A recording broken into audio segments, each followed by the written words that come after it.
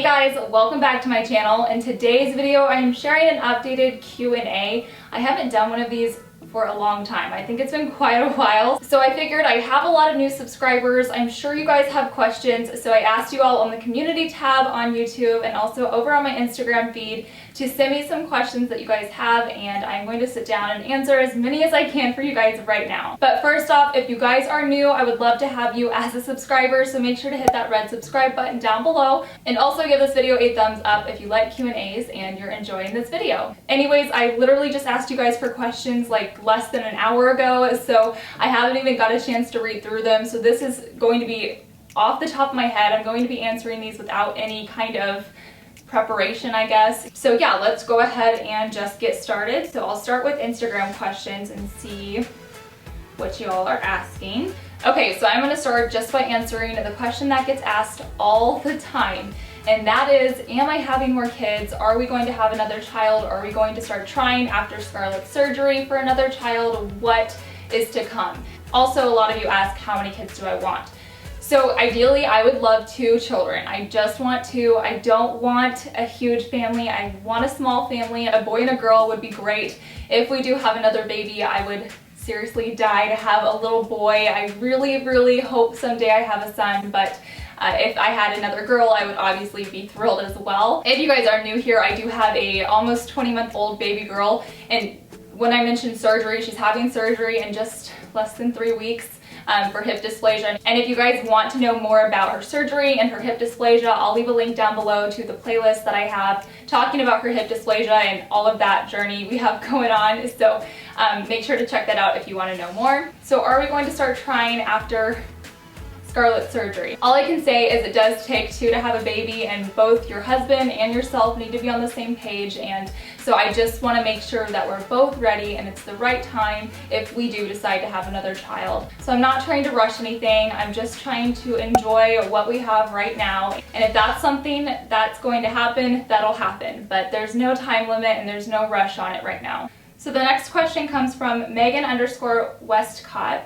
And she asks, what do you do with Scarlett to help her learn? She's so well advanced with her speech. Thank you so much. Well, when you guys are seeing this video, I've already posted a video that explains a lot of sensory activities that I do with her daily or weekly. I will link that video down below too, so you guys can check it out, because there's a lot of in-depth exercises and activities and just sensory learning activities that we do. As far as her speech goes, I really think it has to do with me talking all the time. So not only have I always been vocal with her ever since she was a newborn, I've always talked to her constantly. Even when we're alone, I'm always talking to her. I think it has to do with the fact that I'm vlogging a lot and that I'm constantly talking throughout the day. Children and toddlers, they really pick up from their surroundings. They learn things from their surroundings. I feel like that just has a huge part too as to why she's so well advanced with her speech. But you guys, it was seriously like night and day with her and her speech. One day she was just saying, you know, basic words, mama, dada, ball, and then the next day she was repeating after me and saying anything I wanted her to say, or at least attempting it. So it just kind of happened overnight, and I know that sounds kind of, I mean, I feel like a lot of people say that, but it really did. At 19 and a half months, she probably knows well over 100 words and is able to recognize items and name them by name. She surprises me every single day. I wish I could tell you guys some secret answer as to how she is so advanced in her speech, but I really just don't have that answer. The best I can say is just talk to your child as much as you can. Kelsey_Lynn asks, do you enjoy the Arizona weather since you aren't from there? I love it. Obviously, the heat is miserable. It gets to be, I mean, right now it's over 100 degrees every single day. It was 117 2 days ago. It's really hot. The summers are awful, but I would take this over snow and ice and being cold and having to bundle up. I don't like anything about that. I don't want that. I love being able to be outside constantly. Here in Arizona, there's about 3 or 4 months out of the year that it's just miserably hot, and you have to kind of stay inside. It's kind of like your winter. The rest of the year is gorgeous here. It's so beautiful. I love being able to be outside in the winter and wear shorts in January, and it's just, I mean, coming from the Midwest, I love this weather and I appreciate this weather so much. The next question comes from Drea, and she asks, have you ever struggled with postpartum depression or postpartum anxiety? And I'm gonna say no because I was never diagnosed with any of this, but of course there's a ton of anxiety that comes out, especially when you're a new mom. So I think that's natural. So any new mom is going to have a sense of anxiety. I really believe that that just comes with it. And some people just learn to cope with that better than others, and that makes, you know, there's nothing wrong with that at all. But yeah, I've never been diagnosed with that, so I'm gonna say no to that. The next question is, what educational toys do you recommend? Right now, books, I mean, I feel like people say this, but books are huge. Books are teaching her so much. We've learned colors, animals. I mean, this is how she's learned most of her animals, is through books and through puzzles. So books and puzzles, top educational toys, I would definitely recommend those. I know a lot of people say no TV before 2, and I get that. I know there's studies on that, but to be honest, some of the learning channels that we've watched, she has learned so much from. And I think the important thing is that sometimes when she's watching these shows, and this doesn't always happen, but sometimes when we're sitting down and she's watching an educational learning show, I'll sit down with her and interact with her while she's watching. So for example, there's a YouTube channel called, what is it called? I always say it wrong. It's like the Simple Learning Channel or something like that. And there's also ABC Kids TV, and that's not as educational, but the Simple Learning Channel is. And I'll just sit down with her and watch it with her and kind of help her comprehend what is going on in the show. And I really feel like that helps a lot. So learning channels, books, and puzzles have by far been the best toys, I guess. I would say majority of the learning that she does is through sensory play, and again, you guys have to watch that video I just shared that talks about sensory plays. I feel like you learn more in sensory play than actually playing with a toy that you buy at the store. The next question comes from Soli_ALC. What keeps you sane being a stay-at-home mom, being alone most of the time with us? To be completely honest, you guys, I'm not sane every single day. Some days I lose it, some days I am at my breaking point. I would say what helps me the most, being completely honest, is making sure every single day we have some kind of activity planned. When we have something planned, it makes the day go by so much better, because I feel confident as a mom that I did something good for my child during the day. That sounds so bad, but that I was able to give her some kind of activity to stimulate her and educate her, or, you know, let her have social interactions, something like that. So personally, I feel better. I also feel like it helps her relieve some energy, and my daughter has a lot of energy. So some things we do, recently we joined a class, a little toddler class at Jamboree. On Tuesdays and Thursdays, Scarlett goes to daycare for an hour and a half, sometimes 2 hours. And this has been the best decision I have ever made as a stay-at-home mom. Not only is it helping with her social interaction and just engaging with other children and other people other than myself, it is also helping with her attachment issues that she was having with me. She would not let me leave her with anybody else. It was a complete disaster. Even if my husband was home with her, she just did not want me to leave. And so ever since we started letting her go to daycare for 4 hours a week, it has been, I mean, day and night. This having those few hours to myself a week, that has been a game changer. It's very easy to become overwhelmed as a stay-at-home mom. It's very easy. The next question comes from Mia. I don't even know how to say your last name, I'm sorry, but she asks, will you ever move to a bigger house? I don't necessarily need a bigger house. I wouldn't mind moving to a bigger house. Some extra space would be great. An extra bedroom would be great. But if we move, which we do want to move maybe within the next year, and we will be staying in Arizona, if we do move, the only thing I want is I just want upgrades. I want nicer, newer things, I guess. I love our house, don't get me wrong. This is the first house we bought. This is where we brought Scarlett home from the hospital. I have an emotional attachment to this house, honestly, but I wouldn't mind moving to something a little bit newer and more our style, because we've had to really work on making this house our style with not spending a ton of money on this house. If we could, I would totally gut the kitchen, but I don't really know if we want to do that since we know we are going to be moving here soon. Tiffany_Bull asks, what is your favorite thing about living in Phoenix? Do you plan to live here long term? Okay, so probably my number one favorite thing about living in Phoenix, besides the beautiful weather, minus the summer months, is the food here. I feel like there are so many good restaurants here, endless amount of restaurants, especially from where I came from. I'm originally from Kansas, so not a whole lot there. But here I feel like there's just so many places to eat. I also love the fact that there's so many outdoor activities here. I love all the splash pads they have here for children. I love all the parks and the outdoor shopping. Mal.sh asks, can you mention some links of home decor websites or different stores you use? So where we shop for home decor the most is probably either Target or at home. That's pretty much where everything is from. IKEA too, we do shop at IKEA a lot.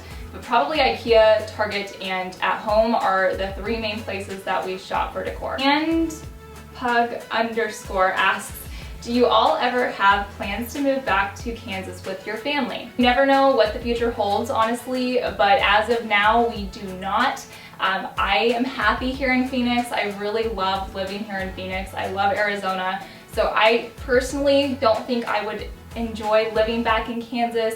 I say that carefully because being around my family would be absolutely amazing. I would love to have my family around me. So that alone would, I guess that alone would make me happy. As far as location goes, I'm not interested in living in Kansas. I feel like out west is where I'm supposed to be and where I enjoy being. But I'm a very adaptable person, so if the opportunity ever came up and that's what our family decided to do, I would definitely be okay with it. Hannah B91 asks, how do you get Scarlett to nap so easily in the day? Haha. Honestly, you guys, and I feel like I say this all the time when it comes to her sleep, but we set up a very strict sleep routine schedule when she was a newborn, and it was the best thing we ever did for our family because we bypassed all the sleep regressions. She's been sleeping through the night since she was, gosh, 8 or 9 weeks old, and by the night I mean 12 hours through the night. And as far as naps go, we rarely struggle with nap times. Sometimes it takes her a little while to fall asleep, but she puts herself to sleep. I don't have to go in and lay with her until she falls asleep. Typically. Sometimes we go through a week or so where something's a little bit different or something's a little bit off, but overall it's not that difficult. But because of what we did in the beginning is what makes life easier now. So if you guys are struggling with nap times, the best advice I could give you is toddlers and children and babies, whatever, maybe not babies so much, but toddlers especially, they need a routine. They absolutely need a routine, and they learn by repetition. So if you are sticking to a routine every single day with nap time and you're doing the same exact thing, they're going to learn. I guarantee they're going to learn. So that's what I would recommend. I can't say that out of my own experience, but just from my knowledge and what I know about children and what I know about repetition and activities with children, I feel like that would work. I don't know, if you guys have any comments on that, comment below with something that helped you, because I'm sure there's other moms who are struggling with nap times. You're not alone, so definitely check out the comments and maybe there'll be something in there that helps as well. This question goes back to the TV thing. So she asks, Maria_Adelia.12, she asks, how old was Scarlett when you introduced her to watching TV? I don't really think there was an age. I was never strict on it at all. I really think it just matters what you do when they're not watching TV and how you're interacting with them when they're not.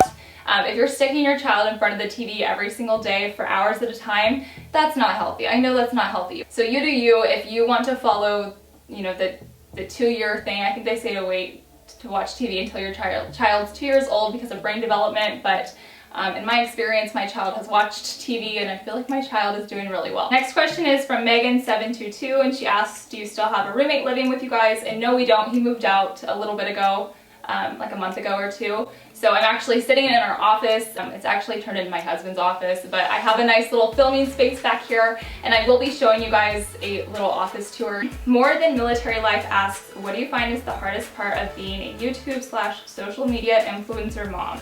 Honestly, there's a lot of hard parts to this. Not only are you trying to hustle every single day by doing whatever you need to do to, you're constantly thinking, what do I need to do differently to grow? What changes can I make so I can get more views? And that can be really hard because for me, it's really hard to shut my mind off. So it's constantly on my mind, and I'm so proud of what I've done on social media and the community we've built, and so it's very important to me, so it's hard to turn that off, I guess. So the really hard parts about putting your life out there and being on social media is the mom shaming that comes along with negative comments and just those negative trolls who troll the internet. That's always hard, especially in the beginning when you're not used to getting those comments, especially when they target your daughter. I know I shared a post on Instagram about this, and I had a beautiful reaction. Like, you guys were so sweet and kind, and you shared some of your experiences with negative comments. And I'm just so thankful for the community we've built here on YouTube and over on my Instagram feed. But mom shaming is not okay. I just feel very passionate about minimizing mom shaming and uplifting others and letting moms know it's okay not to do something by the books, and you do what you need to do to raise your child. Other people's opinions really don't matter at the end of the day. And there's a million different studies out there that tell you what you should do with your child and what you shouldn't. But at the end of the day, these studies don't know your child, they don't know your family, they don't know anything about your child. So don't freak out on me, you guys, but in my opinion, anything that pediatricians tell you to do, anything that you read on the internet, anything that you read in the books, that you read in studies, anything you read like that, take with a grain of salt. I know I'm getting off topic here, but I just feel very passionate about raising a child by their needs and not by a book. Anyways, what was the question even? I don't even remember what the question was. Oh, the hardest part of social media. Yeah, I think I pretty much answered that though. Laura Thompson 91 asks, what's your skincare routine? Guys, my current skincare routine is taking my makeup off with a makeup remover wipe and going to bed. So I don't really have a skincare routine currently. Yeah, I don't know. I don't know what to say about that. I need to figure something out because I know how important it is to take care of your skin. And there's a lot of products I use that I like. I really like the Avene products. But yeah, currently I'm not really doing anything at all. So the next question is, what does Ty do for a living? And Ty is more of a private person. You guys don't see him too much on my YouTube channel just because he's more private and reserved, and he supports me, don't get me wrong, but he just, you know, lets me do my own thing. So to be honest, he just wants to keep his stuff personal, which I totally respect. He's totally okay with me sharing parts of our life and, you know, Scarlett's journey and everything. So he's been very supportive of that. But just when it comes to some of the stuff that he does, he just likes to keep it personal for business related reasons. But he does run his own business here in Phoenix. He started up his own business from the ground up. He started it up here, I think, right when Scarlett was born, actually. That's when it started up, and it's been doing great ever since. I'm not going to get into details of what it is, but he's amazing at what he's doing. And then he also works for a healthcare company. So the next question says, advice on starting your own YouTube channel. And I'm actually just going to read off something that I wrote on Instagram for you guys because I get this question all the time. So let me read to you guys what I wrote. So what I said about advice for starting a YouTube channel is, I said anyone can start a YouTube channel, absolutely. But I do think it takes a different type of person to continuously create content consistently. You have to have confidence, rise above negativity, and in my opinion, be mentally stable. The internet can be a harsh and can really tear someone's self-esteem down if you let it. So if you're not mentally stable, don't put yourself on social media because people are brutal. You can't sweat the small stuff, and you can't let other people's opinions affect you. Also, you have to be willing to take feedback from your viewers and apply it. So you're going to get constructive criticism and you're going to get negative criticism. Take the constructive criticism and apply it, because you are creating content for other people on YouTube. Honestly, most people are, at least. They're creating content for their viewers. So if you are not taking feedback from your viewers and your subscribers and applying it to your channel, then what are you doing? I mean, there's no point not taking that feedback. So I feel like that's so important. I said if you have trouble accepting constructive criticism, this isn't the job for you.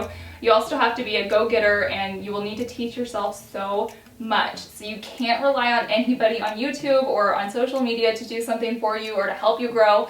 No, that's just not how it works. You have to do it yourself. You have to put in the work, you have to put in the research, you have to put in the effort and the time, and that is how you're going to grow and be successful. Some people get lucky, some people get a huge collaboration where they just grow like that, but at the end of the day, you just have to put in that work. If you have a question, Google it, you guys, YouTube it, you guys. You don't have to ask other people, because that's how I've taught myself. That's how I've learned, and that's how I learned photography, and that's how I learned to edit videos. I learned everything through the internet. Nobody showed me how to do it. Nobody helped walk me through it. I didn't have any of that, and I know not everybody can learn that way, but if you guys are going to do this on social media, you have to be able to learn that way, because there are constantly so many questions you'll have, and the best resource is at your fingertips. It's the internet. Hannah also asks maybe what you wish you would have known before starting one. So for YouTube, I don't know if it's what I wish I would have known, but what I wish I would have done is not share my last name on social media. just for privacy. I wish I would have either had some type of screen name or just done my middle name or something like that, but it's kind of too late now. Mackenzie Adams asks, how much of Scarlett's surgery and recovery are you planning on filming? I'm curious to how young children react to surgeries like that. However, I understand it might be difficult to pick up the camera. To be honest, I want to film as much as I can. I'm just going to film when I feel like I'm okay to film. So if we're at a time where I feel comfortable picking up the camera and getting a little bit of footage, I'm going to do that. But I feel like what's probably going to happen over her surgery is I will film parts of it, and I do want to show you guys you know, what's going on, and I also want to be able to help anybody else who's going through the same experience. So to an extent I will be filming, but it's probably going to be like, I don't know, a week vlog or a couple days vlog, like vlogging over a couple of days. We'll just see what happens and how things go, and I'm just gonna play it by ear. And honestly, at that time, YouTube is not going to be a priority of mine, obviously, because my child's having surgeries. Dusty Riggin asks, favorite non-coffee Starbucks drink? Definitely the dragon fruit, what is it called? The mango dragon fruit refresher. You guys have seen me talk about it in my vlogs. It's so good. Somebody told me to try it with coconut milk, and it makes it that much better. It's so delicious. So that's definitely my favorite non-coffee drink right now, and there is caffeine in that, in case you guys wanted to know. Angela Denton asks, how do you deal with other moms comparing their child to your child? I've been getting this a lot lately. Kind of like we talked about earlier, I do know Scarlett is advanced in her speech. I do think she's advanced in a lot of things actually, which of course I am so incredibly proud of. But at the same time, I have some moms reaching out to me saying, you know, my 22-month-old doesn't talk like Scarlett does, or my 2-year-old doesn't know her colors, and I feel guilty, I feel bad, I don't know what to say, and I'm sorry. I'm not in any way trying to brag or boast about my child. Obviously, I'm proud of her, but I don't want you guys comparing your child to my child, because every child develops differently. Stormy Carrier asks, when did Scarlett transition from 2 naps to 1? I think it was about 16 months old. Miss Garcia, I don't even know how to say her last name, but I know you comment on all my videos, so I'm sorry I'm totally butchering your last name, but it's like Garcia Mayorga? I don't know. She asks, how does Ty truly feel about what you film every moment? Ty just asks that, you know, on the weekends, or if we're doing something family-wise, he just asks that we, you know, we take times throughout the week to live in the moment. And I actually appreciate that about him, because it's really easy for me, myself, to get consumed in social media. Like I said, it's a passion of mine. I love it. It's a hobby. It's, you know, turning into a job. Like, I love social media at the end of the day. It's fun. But it's very easy to let it consume your life, and so he helps me balance that out. We've just really had to communicate with each other and figure out what he's comfortable with. You know, if I'm ever filming him, I always say, hey, is it okay if I, you know, film you? And, you know, sometimes he'll say yes, sometimes he'll say, yeah, I really don't feel like, you know, being on camera today. And so you just have to respect that. Oh, I love this question. Bailey Cornell asks, how do you deal with feeling guilty for getting frustrated with your baby? Oh my gosh, you guys, like there are days where I get so frustrated with Scarlett. Okay, first of all, my daughter, if you tell her no, she laughs. Even if you take her hand and smack it, which, yeah, I've done it before, because I'm like, you gotta stop. She laughs. Like, this, none of that works with her at all. Disciplining Scarlett has been very difficult because she is such a strong-willed child. She's very independent. It takes a lot for her to cry, and so like if she falls down, she doesn't cry. Like, she's just a tough kid, and tough in every way. She's tough physically, she's tough mentally, she's just a tough kid. And she's starting to get to that phase too where she'll scratch me. We went through a biting phase, which is thankfully over. And how we got over that, by the way, is I just ignored it. It worked great. But yeah, she's just starting to become a little bit more physical to me, especially when we change her diaper. She'll kick her legs, she'll try to flip herself over, and I seriously have to hold her down sometimes, and it's so frustrating. I'm like, why can't you just lay there and let me change your diaper and wipe the poop off your butt? Some days, those little things that just continue to keep happening and happening throughout the day, they can leave you completely emotionally drained at the end of the day and so incredibly frustrated that you just want to scream. At least in my experience. Please tell me I'm not the only one. It's okay to be frustrated. Just remember that. It's okay to be frustrated. You just have to figure out what is going to help you get out of that frustration and what is going to help you calm down and, you know, make your day a little bit better or get you through those next few hours until bedtime, something like that. Honestly, breathing is really going to help anybody in that situation. It helps with anxiety, it helps with people who are having panic attacks. Breathing is really going to help. So if you can focus on your breathing, that's great. Deep breaths in and out. If you're not into that and if you don't believe that helps you, that's fine. Figure out what helps you. Oh, this is a good question from Alyssa Hello. She asks, how do you deal with tantrums in public? Well, I've talked about how I discipline Scarlett here at home, and I talk about that in Scarlett's 18-month-old update, which again, link to that will be below. You guys need to watch that if you want to know more. As far as public tantrums, well, guys, we have a lot of those, and to be honest, I don't even like leaving my house with Scarlett if I have to run an errand anymore, because it's gotten to the point where my anxiety is so high that I don't want to deal with a tantrum when we're out in public. Scarlett won't throw a tantrum if she can kind of do things her way. If she can walk herself, that's what she likes. She doesn't like to be put in a cart. She doesn't like me to hold her. She wants to be able to walk herself and explore herself. I think the most important thing when you're in public and your child's having a tantrum, for me, is just don't worry about other people. Don't worry about who's watching. Who cares? Honestly, who cares? If somebody has something to say, let them say it. It's fine. It's fine. I will say something back, and it's not going to be very nice. Okay, hey Christiana. Christiana from Flip Side of the Moon. She asks, who is your celebrity girl crush? My absolute #1 girl crush is Khaleesi, or Daenerys Stormborn from Game of Thrones. She's by far my biggest girl crush. I think she's so powerful, and I just love her. I don't know why I love her so much, but I do. I'm a huge Game of Thrones fan, and I blame my husband for that. I think the next season comes out next summer. Yeah, I think next summer, so I have to wait a whole nother year. Alright, you guys, that wraps up today's Q&A. Hopefully you guys got to know me a little bit better. I will do a part 2 to this if you guys enjoyed this video. I will leave some links to the videos I kind of mentioned in today's Q&A down below in case you guys want some more in-depth answers. If you guys enjoyed this video, please make sure to give it a thumbs up, subscribe if you guys are new, and I will see you in my next one. Bye.